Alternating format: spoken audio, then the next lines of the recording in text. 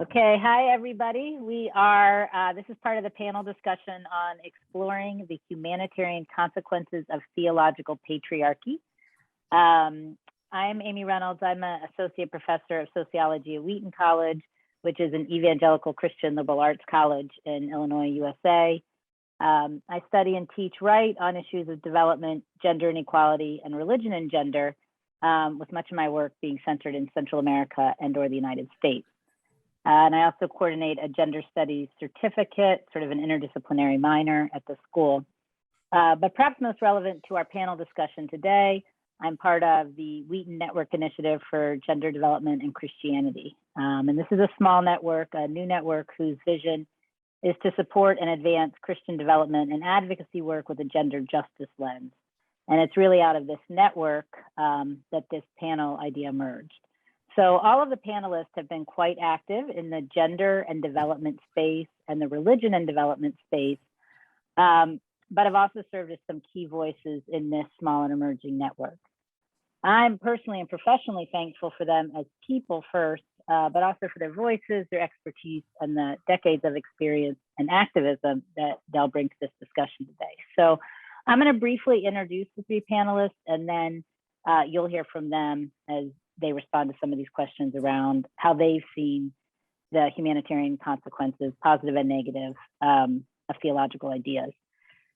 So Mimi Haddad really needs no introduction to most of you that are at the CBE conference as the president and CEO of Christians for Biblical Equality. She's a prolific author on issues of gender and theology, and a gifted teacher who's taught at seminaries and colleges around the globe. She has a doctorate in historical theology and is one of the most prominent voices around gender and equality within the evangelical tradition. My guess is you've not only heard her speak, but you've probably read one of the hundreds of pieces she's written in the form of blogs, articles, book chapters, or books. Especially pertinent for today's panel around development and humanitarian issues, she served as a gender and theology consultant with some development-related NGOs, groups like World Relief and World Vision, and has written for a number of development-related journals. She's very engaged in promoting dialogue around gender theology in a wide array of cultural contexts around the globe. We also are lucky to have with us today Katherine Marshall, who's a senior fellow at the Berkeley Center for Religion, Peace, and World Affairs at Georgetown University, where she leads efforts around religion and development. I think she's been working in the development space the longest of any of our panelists at nearly 5 decades. The wealth of experience and expertise she brings is immense. We could just spend the panel on that. She worked at the World Bank starting in the early 70s and led a number of faith initiatives at the World Bank. Argue is likely responsible for the efforts that the World Bank has had in taking religion seriously more generally. She's currently the executive director of the World Faith Development Dialogue, which came out of that work at the World Bank, which, as they say in their statement, bridges the worlds of faith and secular development. She also serves as the vice president of the G20 Interfaith Association. I would contest that in the field of religion and development, there's not a scholar that's contributed more to the dialogue than Katherine. She's one of the few voices that also engages this intersection of gender, religion, and development in a robust way. She brings together a rare combination of experience on the ground within international institutions and also within the academy. And then last but not least, we have Prabu Deepan. Like our other panelists, his resume is too long to list at this point. His impact in the field of gender and development it cannot be overstated. He's located in Sri Lanka. He works with Tearfund UK, where he currently serves as the head of the Asia region. For those of you who know the work of Tearfund, Prabu has been deeply instrumental in their Transforming Masculinities curriculum, which includes Bible studies and training manuals, research studies. I would argue it's perhaps the best resource that exists within the evangelical community around masculinities and healthy masculinities, and work that actually engages men in conversations and practices around gender and combating gender-based violence. Besides that work with Tearfund, Prabu's also been involved in fostering conversation efforts within the Joint Learning Initiative around gender, He currently serves in the leadership of a joint collaboration between the Sexual Violence Research Institute and the Joint Learning Initiative on a faith and gender-based violence hub, which brings together practitioners and scholars across faith traditions to engage research around the intersections of faith and gender-based violence. And he is also the author of numerous articles around issues of gender and social norms. So after this panel, you can find plenty of reading from the three people with us today. So in this panel, what we're going to do is start by talking about some of the negative ways that they have seen Christianity hindering flourishing in gender equity, but conclude our time today on a more hopeful note with some examples of ways that gender equitable ideas have promoted flourishing within humanitarian and development efforts. So I'll kick it off by just asking them, based on their experience in the field or at a research level, just in the work they've done, what are some of the unhealthy ideas around gender or gender equity that you see and that you think prevail in some development spaces where Christian NGOs are active?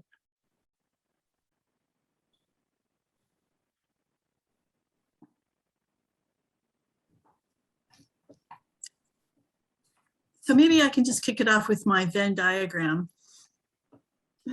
So I'll share it really quick.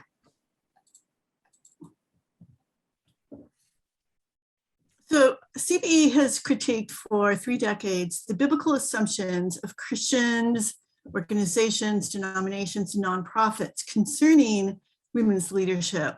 And that is the basis of this conference, and all its content is aimed towards this goal.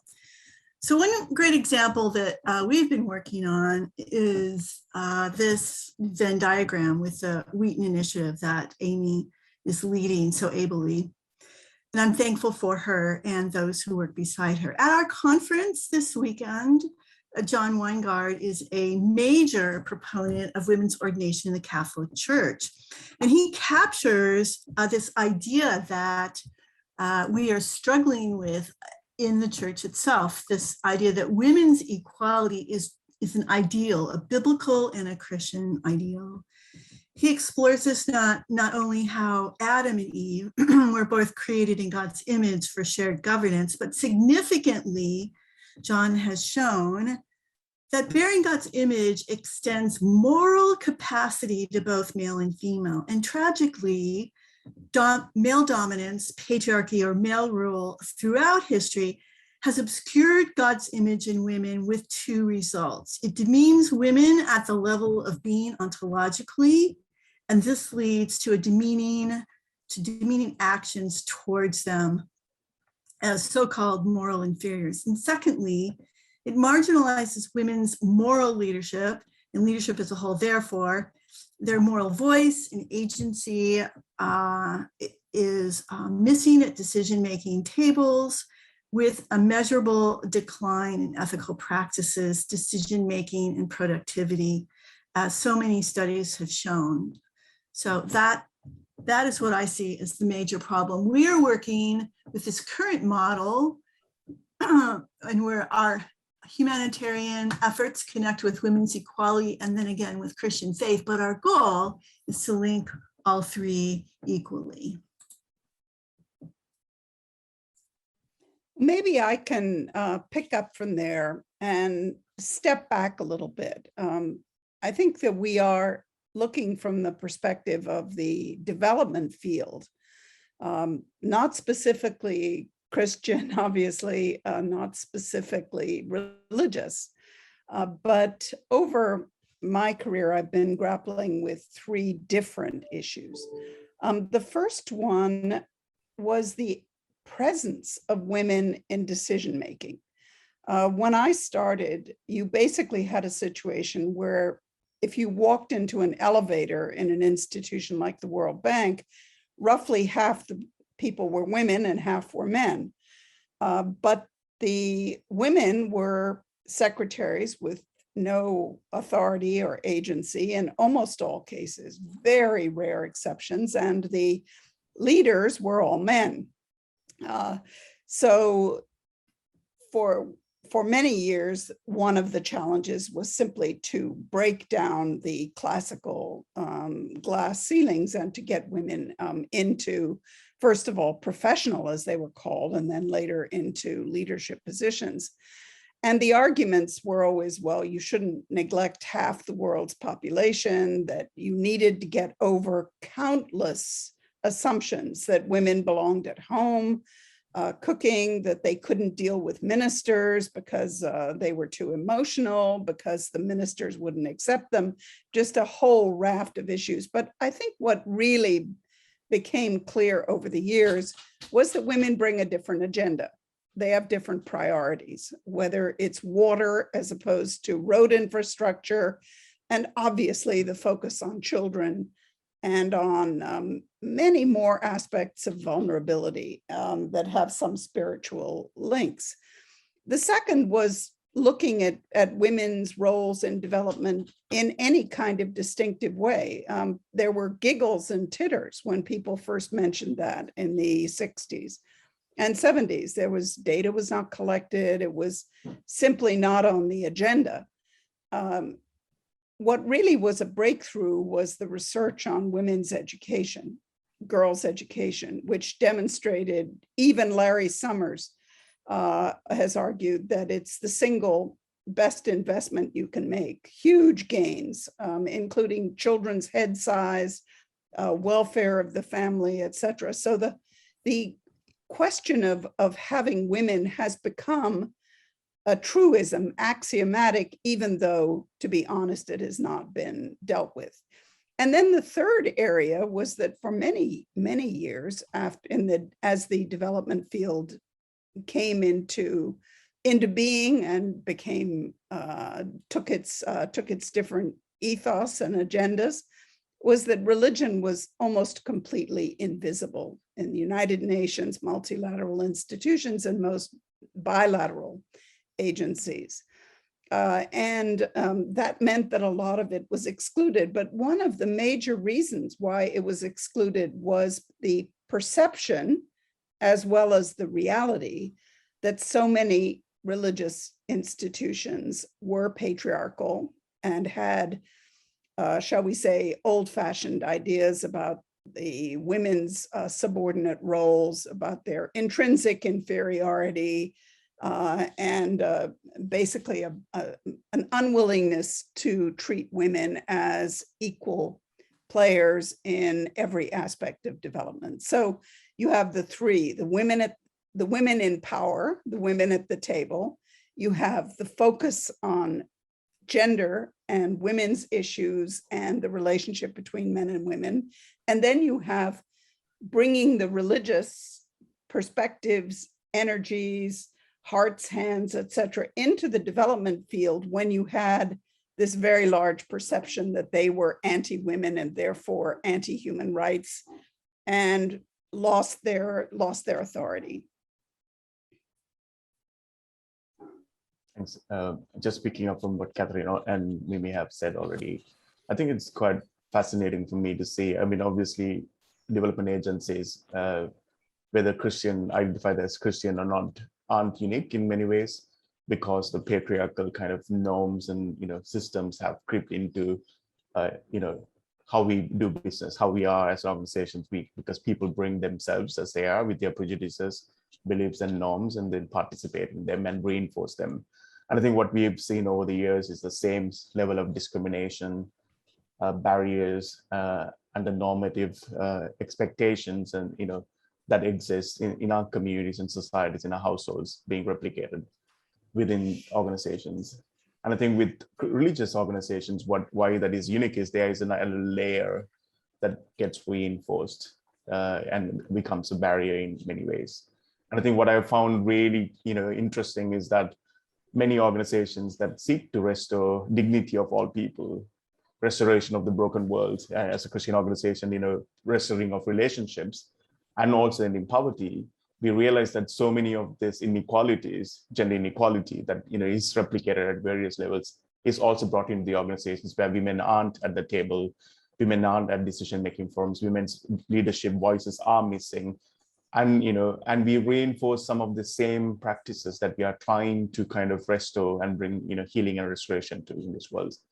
And I think this is massively counterproductive and problematic because we portray a model that is not as intended by God in our leadership structures and systems and practices that we do.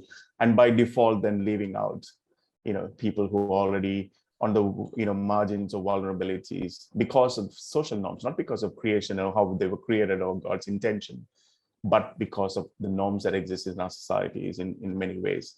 And we can see this, that no place, because of these existing patriarchal systems and conditions, no place is safe for women.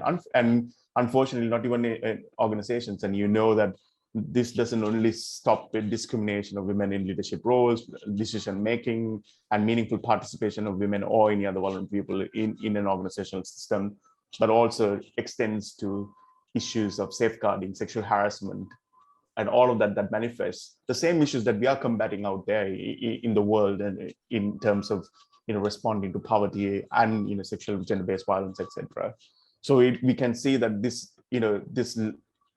system, patriarchal system, male dominance, a system, the inequalities that we see, when it reproduces itself in different forms and reinforced by either cultural or religious interpretations of, in various ways. In our case, the theology that is used to reinforce the subordination and inferiority of the men, it all, creates a space within even organizations that meant to be safe spaces, meant to be working towards restoring broken relationships and broken systems and addressing inequalities,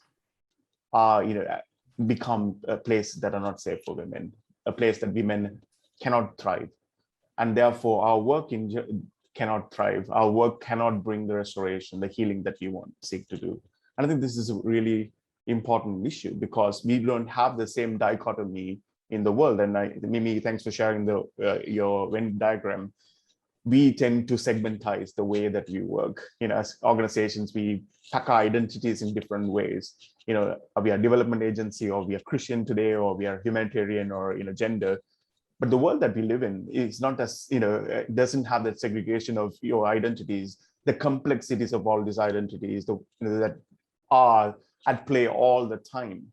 And I think this is why this is important for us to understand the intersection of these identities that allow us to, or contribute to different vulnerabilities, and understanding that in a way that we could bring a meaningful kind of offering conversation back into the world that we seek to restore. And I think this is really important because we are also saying that, if we do not specifically address this, norms and systems and structures and behaviors, we will continue to perpetuate and reinforce the same systems that continue to put women at this, marginalize women, take away women's autonomy, dignity, restoration, discrimination and disadvantages and lack of opportunities, etc. in the ways. So I think we can see a shift in many ways, but I think when we come to a religious institution, we've seen lots of other NGOs because of the world that we live in and the progressiveness that we are seeing around us, which is people are reacting and responding and shifting and morphing into. But I think we as religious institutions, sometimes we get stuck because we have this element, we think like, oh, theology, God didn't. So I think it's really important for us to have this conversation. What does that look like? What does this mean? What does this model for creation? And where, as Mimi said, God created men and women to have equal governance over all of creation, not each other, but all of creation, and the fall and the sin that crept in, that broke our relationship with God and one another, the environment, created inequalities and power imbalances that manifest in the way that we do work, life in general. How do we address that in a way that so that we can continue to seek the restoration that we want? And if leave alone restoration of broken relationship, if even our mission is to end poverty, there's absolutely no way we are going to work towards ending poverty if we do not address the systems and structures that perpetuate these inequalities and therefore result in poverty, whether materialistic or spiritual. So I think that's kind of the importance that I see in why we should be talking about this and how this is manifesting in the work that we do and in the spaces that we are in, and for this conversation. Yeah, thank you. I'm imagining that most of the people listening in would sort of agree that they've seen some of these negative theologies or social norms that sometimes may be attributed to theology that aren't theological. Probably what you were saying at the end when you were talking about combating poverty, I think something that probably a lot of us deal with if we're talking with religious actors may be, that addressing the different theological understandings of gender or social norms really isn't that big of a deal, right? Like, let's just deal with, helping people, eat or, right? There sometimes is a sense that, well, it doesn't really matter. And I wonder if you've been in those conversations, what kind of things that you would say, look, here is by not addressing, I think probably you were talking about this, by not addressing, gender inequality, we're actually not able to be agents of shalom in the world. Like, I don't know if you've had those conversations or have insights into people who may be struggling with having such conversations with others. Yes, Amy, and I think, not to kind of highlight the work of Tear Fund, I think it's been really great that Tear Fund has a theology of poverty. And that the broken relationships, we talk about the broken relationship at various levels, at the broken relationship with God and one another, environment in the sense, and that results in the brokenness of the systems and structures that we see. So I think that framing that understanding allows us to know that if you are actively going to seek the restoration, ending of poverty, it needs to start much, much deeper than where the conversations are. And I have been in so many conversations, where there is a level of sympathy towards people who are suffering. And, as Christians and as religious organizations, there's this, you feel like that God has called you to respond to need in that space, and it comes from a place of sympathy rather than, knowing that this is part of the, acknowledging that this is part of the brokenness that we're trying to restore. And that's our mandate for mission in that space. And I think this is where we use a lot of scriptures, 1 Corinthians 12:27, the body of Christ and when one is suffering, all are suffering, that whole analogy of the church and the world God created in that space has been really helpful for people to understand that, this is not something that just happens out there, but that this is something that we are part of and we contribute to. And then we are therefore called to be part of the solution. This is the mission. This is a mandate for us as an organization, as a church, as people of God, people of any affiliation with any form of expression of Christianity in that space. And speaking from a Christian perspective for me here. And I think that's so those are the conversations that I've had, especially even in the conversation around gender-based violence, because most often the religious leaders that I work with are saying, oh, that's not fair. Women should not be beaten, women should not be raped, women should not, experience discrimination, etc. But moving that conversation from, hey, it's happening out there, therefore we need to do something about it, to moving that conversation, hey, it's happening within the church and within the systems that we are part of, to, hey, it's happening because we are also reinforcing the same norms through the way that we preach, the way we model our relationships, the way we use scriptures in a certain way that kind of lends itself into reinforcing some of the harmful practices out there, but also the ideology of inequality in that space. That's what, we've been taking people on a journey in that space. So starting out with, I think it's a good place to start, but that needs to go deeper in people understanding this is not something that happens abstractly. This is not something that happens, disconnected or insulated from the reality of, how you preach, how you, talk about inequality in that space, and connecting the conversations has really been important. So I think for us, in my experience of the work with, men and masculinities, that's the starting point. We've used obviously everyone accepts that nobody should suffer. But the problem becomes when we start talking about deeper issues that we participate in, that's much more complicated than that. So I think we accompany people through that journey where we get to a point where we are looking at our own lives and the way we read scriptures, and we are going through scriptures together and understanding, because people are like, oh, what does women's inequality, the way I treat my wife or the way that I, preach about women have anything to do with women being beaten up out there, or women being raped, or women, experience discrimination. So I think really helping people understand the linkages between the consequences of inequality, whether it's poverty, whether it's gender-based violence, discrimination, to the root causes of gender-based violence, which is gender inequality, which is unequal power, unequal access to opportunities, lack of autonomy, all of that combination of that things that we see that is reinforced and interplays with our way that we interpret scriptures, the way we preach, the way we teach, and also education, and we reinforce through various forms and ways, not only through in the church but also outside in the society, because we live in a wider patriarchal society in that space.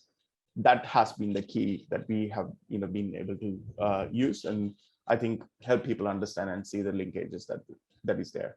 And so that's kind of been our journey in terms of sometimes the starting point has been there, but I think at some point you need to engage on that. I think you can't get around the fact that if we do not engage with this part of it, your understanding of how you read scriptures and interpret and reinforce that same ways, I think that you can't get past that. So that's how we've been working, Amy. I mean, obviously there are much greater conversations and greater outcomes, and sometimes it's more challenging there. And I think it's really helpful as an organization for us to have that position of the theory of poverty that allows us to keep going back into that space and engaging people in a more deeper way. And Katherine, I wonder if I could ask you, I mean, kind of something similar. You obviously, you started by talking about the elevator at the World Bank. And obviously it's not like when these issues came up in that setting, people were like, oh yeah, we need to change dynamics. So I'm interested if you saw similar kind of conversations of people thinking, oh, this really isn't core to our mission, or it doesn't matter that much. This kind of push. That was part of my point, is that in both of the first two issues, actually all three of them, but the first two, which was women in professional and in leadership positions, and then having an explicit agenda that was looking towards women's equality, but also hearing women's voices. Both of those were viewed with derision in the early years. So they were not at all accepted automatically. There was a very strong perception, which was for some people obviously expressed in religious terms, but it was also very social and very cultural, that women simply did not belong in leadership positions. They were subordinate. They were not as smart. All of the things that led, and to some extent, one of the things I don't think we've highlighted here is complementarianism, which in an American setting sort of is separate but equal. There were elements of that in this, basically women do not belong in the places where decisions are made. And one of the elements we could come back on, but it may or may not touch on this agenda today, is that women's leadership styles proved to be in the aggregate quite different.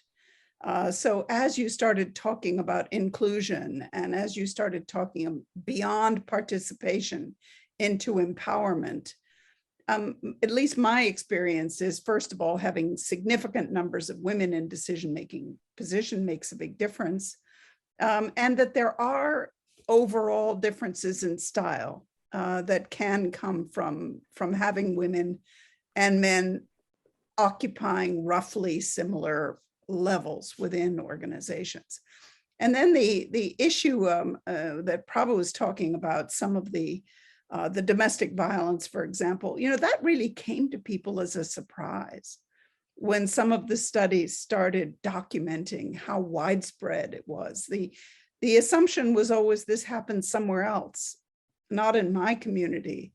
And the surveys that started demonstrating that it happens in all societies at many different income levels, many religious traditions, some of the harassment issues, which I'm afraid are still very much with us today, all of those issues were underscored, were highlighted by better information, better data, and people forcing the conversation, saying that it's simply not somebody else's problem, and it does belong on the agenda. So I think what both Prabu and Mimi are highlighting is, what is the development agenda? And if you have a fundamentally rights lens, a lens that people should be treated decently, that everyone has a chance to a fair a fair chance to a decent and fulfilling life, you find yourself arguing very strongly for gender equality, and therefore having to contend with all of the cultural, social, political myths that have kept women out for so long.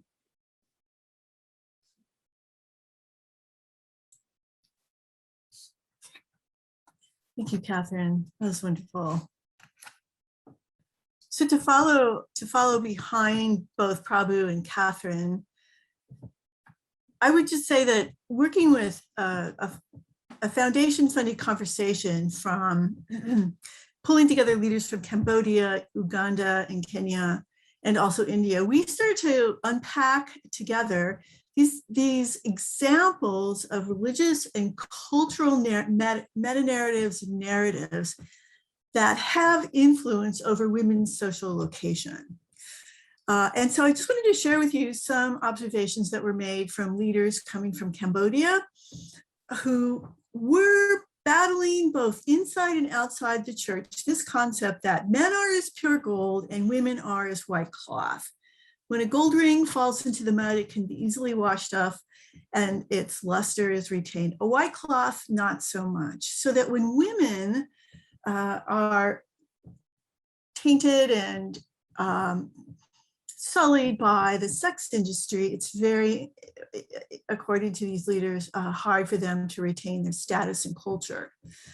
And in this culture, working with prostituted women, they were rarely allowed to work outside the home once they left the industry. They were felt very unwelcome in churches and in Christian homes, and they were viewed as tainted by their past.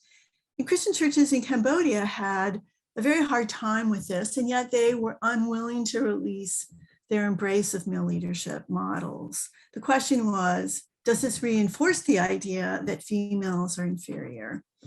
Our colleagues spoke up from Cambodia and Uganda, and they said that they battled both church culture and African culture. African culture, they argued, was largely patriarchal. Males were viewed as innately superior and more valuable than girls. In African religion, creation myths underscored the superiority of men. And African religions also document the need to punish women in order that they submit to men. So then, in embracing and understanding the Christian teachings around this, they saw that Genesis was believed to show male preference because Adam was formed first. Head in the New Testament was rarely translated as source, but always as authority. And head coverings were worn by women in Christian churches to symbolize male authority on their head. And this practice reinforced the idea that females are innately inferior. The question was, can these be battled with humanitarian agendas?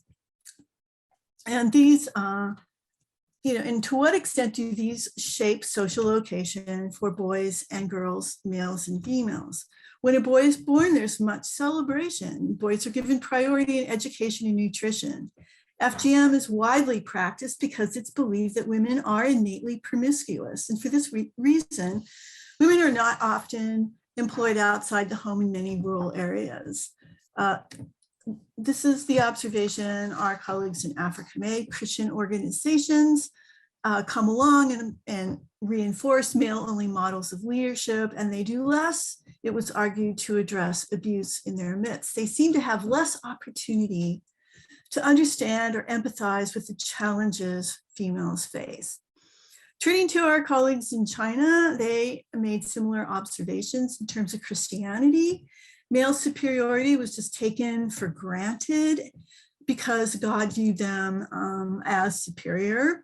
In Buddhism, women can never become Buddha unless she is reincarnated as a man, and many Chinese characters associate bad luck and evil with the female gender. So even when the Qing dynasty argued for women holding up half the sky, leaders sought ways to release the gifts of women because they were supposed to hold up half the sky, and there was some change as a result. So This underscores the challenge that women face, cultural as well as religious challenges in these communities. Turning to India, it was interesting to hear colleagues from that region speak about Hinduism, arguing that there's nothing more sinful than a woman. And this was complicated by the Christian teachings around male headship. Women were said to wait on their husbands more often than husbands waiting and serving their wives. And most Indian churches did not approve of egalitarian marriages with equal and shared leadership. Women were told that they were impure during their period and that their voices should not be heard in public, including church gatherings. So these were the challenges they faced, and they were looking for ways of addressing both the behaviors, praxis, as well as the teachings, the patriarchal teachings in their communities.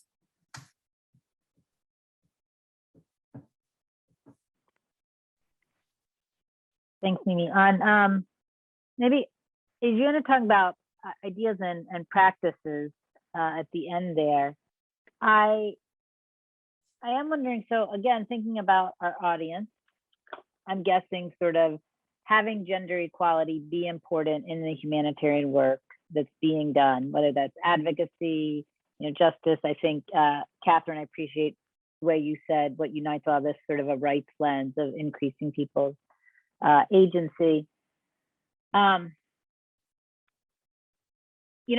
Just saying, okay, well, we as an org, we're going to say we're going to treat everybody equal.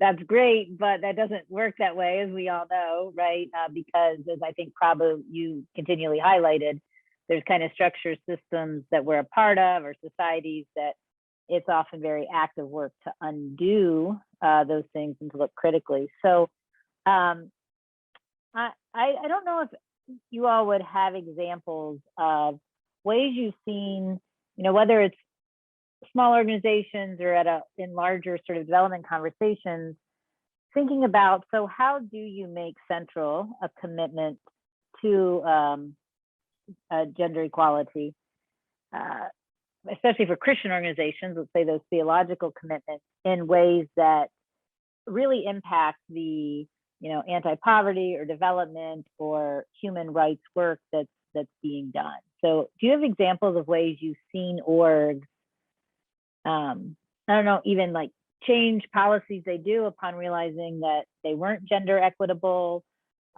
You all, a few of you mentioned data collection. I know that's a strategy some orgs have taken to just be more intentional in sort of their data collection and processing. But would you have tips for people with organizations on, if you want to take these ideas about gender equality and have them actually influence what you do, what are important steps people or organizations can take at that level, or positive examples you've seen of groups sort of walking the talk, so to speak? In the worlds that I live in, and I would include particularly the large religiously oriented institutions in this, one of the most powerful things is evidence. And I gave the example of girls' education, that when people were actually able to show that every year of secondary education resulted in measurable benefits to the entire family, that made people really wake up. And I think the domestic violence evidence, another area that we haven't mentioned, where again, having some embarrassing numbers has made a big difference, is the extraordinarily low number of women who sit at negotiation tables for peace processes. They're simply invisible, even though some of the most courageous work is done by women. So I think we can't get very far away from evidence. Another topic where that's been important is orphanages, some of the issues on trafficking. So there are a lot of examples, and people are persuaded they're always persuaded by data, but also by stories and by witness. So those are important. Some other things, I do think that very rarely do you see big changes in either gender strategy or in women's promotions, etc. by the goodness of people's hearts. It has tended to come much more from political pressure and activism, demanding change, making people accountable. Though there is one exception that I have found, that men who have strong-minded daughters and sometimes wives can really play remarkable leadership roles in bringing about change and giving people a chance. But I do want to qualify this all a little bit, that even though no respectable person in a UN agency or in a multilateral bank or bilateral agency will not have a gender component in their strategy. But I think we're very far from it being fully integrated in people's thinking and convictions. And there still is some of the cynicism that, as I say, may have a theological edge. And some of the extraordinary focus and difficulty in dealing with reproductive rights and some of the issues of gender equality that play out in family law, even if it is something like custody or bride prices or whatever. Harassment issues, we're nowhere near dealing with those effectively. So I think that we're still in a situation where I think, if we put it positively, we need religious organizations that have really come to terms with the ethics of what this is about, to be in leadership in re-examining unconscious bias or accepted wisdom from the past, and really making the kind of prophetic voice heard, that this is something that is part of the way that it was intended. Yeah, just building on that, I've been extremely privileged to journey with Tear Fund and work for an organization. Obviously the start to change comes from various pressures and internal processes and wanting to do better in many ways. And I think it's been really interesting to see how Tear Fund has journeyed in the last few years in terms of not only gender but race and various things. And I will focus on the gender and the intersectionality around that as well. And I think what has been really helpful for us is to start diagnose the issue. And I think obviously you start realizing there's an issue, and this goes beyond just policies and practices, right? I think there are lots of organizations in the humanitarian sector, by the demands of the external sector, whether you're a Christian or non-Christian agency, there are certain things that you sign on to, that you have the right policies in place. And like Katherine, you said, there are integration policies, every department or whatever, they will have all the policies in place, but there was a disconnect between policy and practice. And I think what we've really seen, the change that happens, is because that policy becomes something that only kind of highlights something that you personally hold, and that just becomes an instrument to kind of make a transformational change in communities and etc. So we've been able to journey together in diagnosing what we are saying, and so we can see the different symptoms, like whether it is the discrimination we face, or the gender pay gap, or the lack of senior level leaders, or things like that. And over the years, we do see the the various aspects of that across the organization and in various spaces, whether it's HR, recruitment, leadership development, our programs, our communications, and all of that, and looking at the spectrum of that within the organization and diagnosing it, and then exploring what we need to journey. And I think one of the key things that Tear Fund did really well was acknowledging that there needs to be a hearts and minds piece rather than the policy only. So it was really clear, helpful to define and agree on what our theological position on this was. So that is, and at least the parameters on that, so that our identity was clear as a Christian organization, and therefore our identity on gender equality and what that meant for us as an organization. And then look at various aspects of the organizations of being, whether it's HR, recruitment policies and biases, looking at recruitment bias and things, various aspects of that, advocacy, our programs.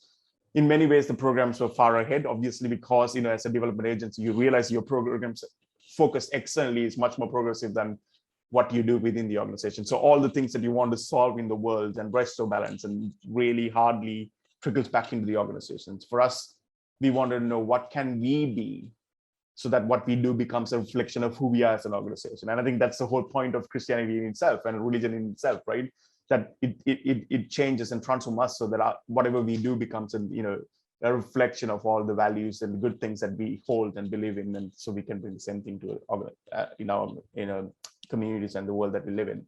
So seeing that, the hearts and mind piece in journeying with staff members, engaging with their experiences, having focused conversations about privilege, gender, power, all of this across the organization, starting from the executive team to senior leadership to country directors to staff members. And we've been on this journey, we are still on this journey.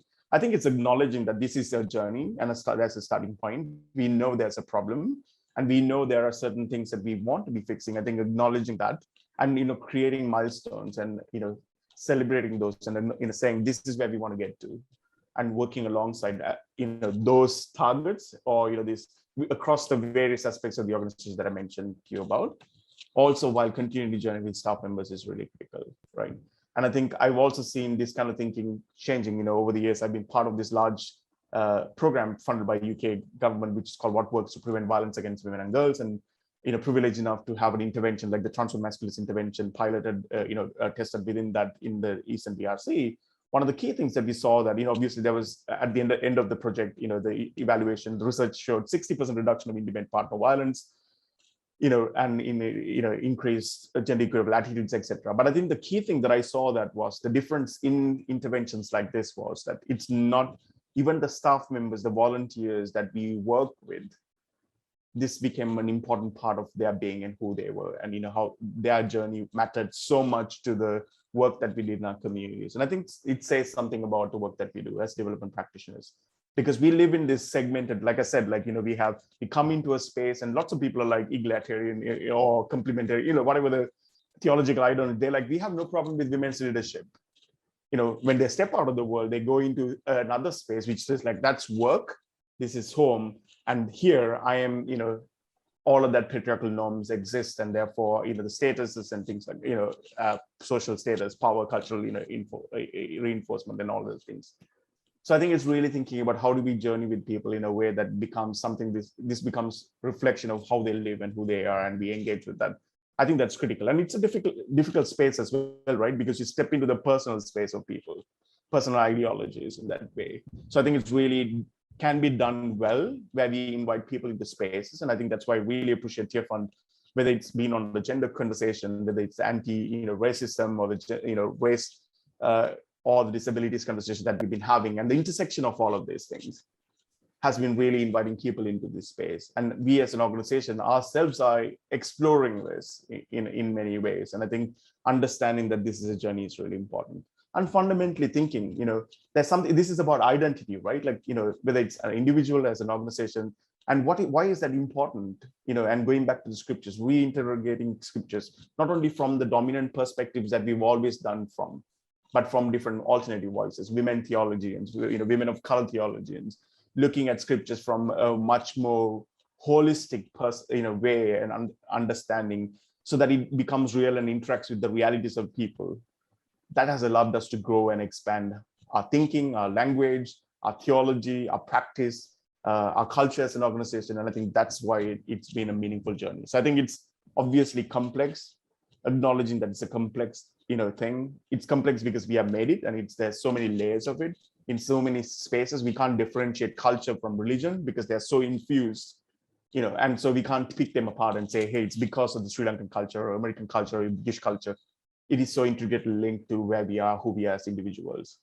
But oversimplifying something that is complex, that only causes more problems. So engaging with the complexities, trying to journey with people. I think those are the experiences or examples that I can bring into from Tier Fund's perspectives, or in general in the work that we do as well.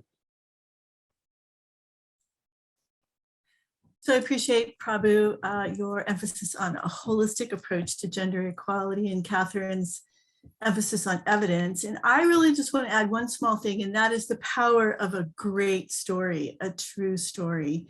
So I remember in 2011, Lynn Lucy, who is an Opus Prize winner, Katherine remembers that, she was working with survivors of rape in the DRC, and Prabu mentioned the DRC.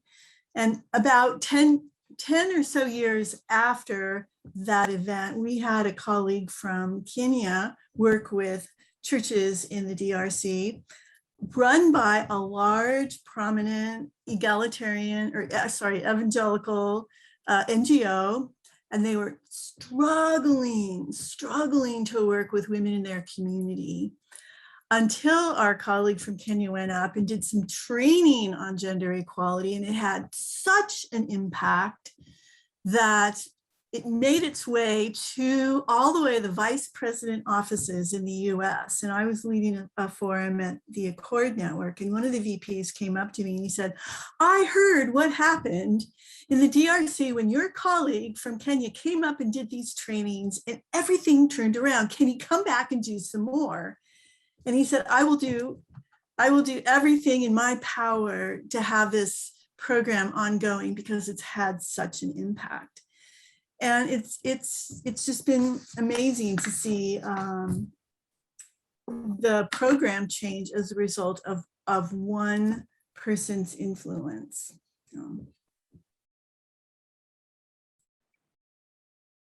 Well, thank you, Mimi. I was taking some notes on throughout, but especially I think there was a lot of things that were said around how sort of these ideals around gender equality that are in some ways theologically shaped, how do we have those actually translate to a positive impact on work towards human flourishing? And so just some of the things I noticed from what you were saying was, I think the research has shown this, probably you mentioned sort of a clear theological position, figuring out where groups stand and just being explicit. And I appreciate your also attention that, we're focusing on gender today because I think that's a particular struggle that's not addressed as it should be by some Christian orgs, even enunciating that. But obviously gender is never the only identity anybody's carrying. And so within different contexts, how that's part of a broader conversation about power and intersections. I think you mentioned race and disability and just other privileges. I think the research shows that is important, and groups that are successful have those statements and, what have thought about why these things are important. I hear you all talking about strategies. Those are policies and practices, although policies don't necessarily translate to practices. And I think probably you mentioned a self-evaluation of sort of where you are with those things, of your own biases. Appreciate your kind of charge that acknowledge you're on a journey. We're all, right, trying to better promote peace. But we all fail at that. And so to kind of figure out where you are. Katherine, I definitely appreciate when you were talking about data and research. I think that is, we're missing a lot of data and research. I think I think it was Bread for the World did a report in 2015 on how if we address gender inequality, it would allow us to kind of make a huge difference in the way we address hunger. But one of the findings from that report that struck out to me is just how much missing data around gender-related things exist at sort of an international level. So, yeah, I think this is a call I've heard many times, and just what a difference that research can make, whether it's quantitative or means you're pointing out the narratives and stories. And I also appreciated, Katherine, when you said political pressure, and I thought about you were talking about sort of a prophetic voice. What does it mean to, speak against these deeply embedded things and to, have that soft pressure? I don't know. There's all sorts of different kinds of pressure, but just kind of what is the role in sort of seeking and fostering change, and that change never just comes easily. So I don't know that anybody can implement all the things that you all said, but I think those were important steps there.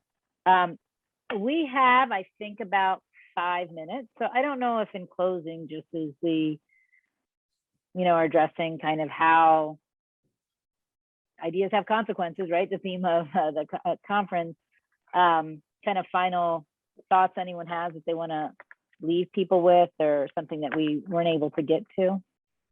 One of the odd parallels that I found in my life of trying to deal with issues that people didn't want to deal with, gender and religion, both of them in different ways at different times, But there are some odd parallels. Both of them are obviously vitally important issues for almost everyone's life. The sort of questions of meaning, their identity, the sense of belonging. But, you know, gender, the relationships between men and women color people's lives from the moment they open their eyes until they go to sleep. And when you have discussions about gender, you can almost see people's wheels turning. What does this mean about my wife, my daughter, my mistress? So it's so fundamental that it's woven through life. And of course, the same can apply to religion. So I think that it is in part a question of not oversimplifying, of being able and willing to deal even with the tough issues, including, you know, reproductive rights and sexuality, which is not very far away. The final comment, you know, somebody from the Philippines, a former president, made a comment that you need. He was talking about a Filipino cake that you sort of make it all, you bake it and so forth, and then you cook it with fire from above and below. And that's in a way what you're looking for is leadership. So unexpected voices can make a big difference. Someone who really doesn't fit the mold and who comes out unexpectedly. But you also need, obviously, the energy of the people who are concerned. And that's where education and really working through people, families, ideas all comes into play. I mean, just to say, I mean, I think, you know, just a story when I started working, you know, on the transfer masculinity, building the intervention. One of the first kind of focus group discussions, part of the formative research was in a place in the diocese of Matana in Burundi, and this man said, "Prabu, you know, how can I be something I have never seen? Because my father wasn't like this. No other men are like this. I can't even, you know, I can't even imagine what that is you're talking about." And it struck a chord with me. Like, we can talk about all these ideas, but what's been modeled, you know, in my life, as you know, or lives of people, men and women all over the world, is something completely different. So as organizations that, you know, where we take a, you know, range of Christian development agencies, whether working with children, girl child, or poverty, we talk about all of this, and how can we not model this in a way that promotes the equal participation, well-being, and living of potential of all people. And I think that's an important thing for us to consider today as organizations, you know, because we talk about everything in a programmatic level, releasing true potential of girl children, releasing, you know, the true potential of human lives and flourishing and all of these things across the world. And, you know, but if we ourselves do not model this, what are we reinforcing? You know, what part of the brokenness, the system that's continued to perpetuate? Why women, why children, why, you know, girl child, boy child, you know, put your, you know, person with disability, people of different, you know, color, race, etc., cannot participate meaningfully in the world that God created.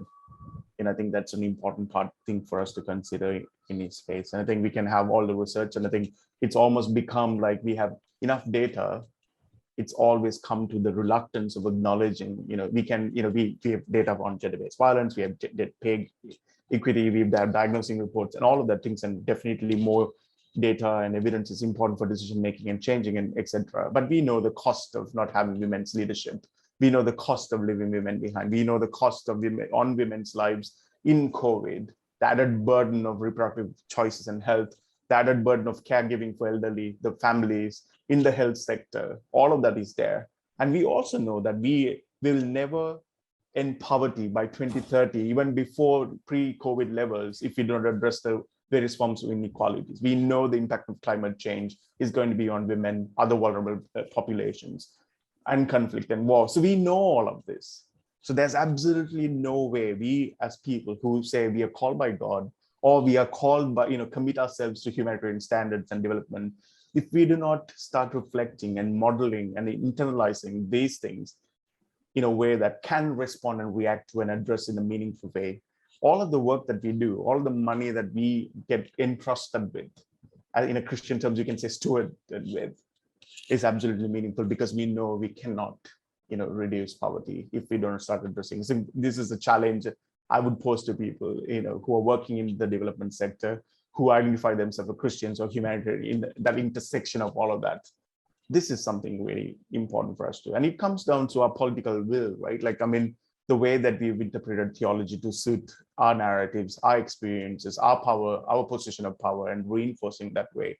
And I think it's time that we start addressing. And I think, I keep thinking about it from a Christian perspective again, Jesus is like who continuously challenged social norms, status quo in his time, but our leadership most often reinforces and, the status quo, the inequalities that we see, we find ways to reinforce so we can hold power.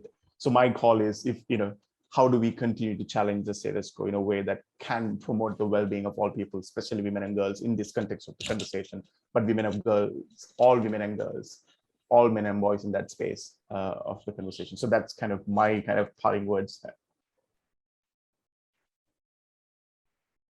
Yeah, thanks. I am a big believer in education and in a holistic approach to that.